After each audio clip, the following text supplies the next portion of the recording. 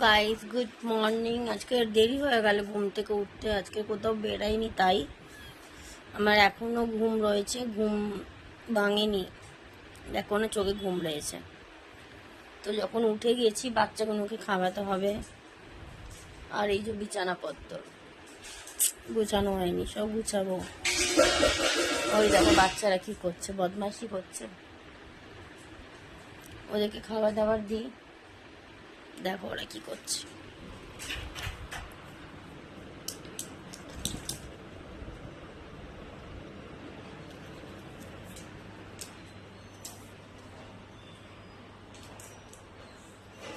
দেখো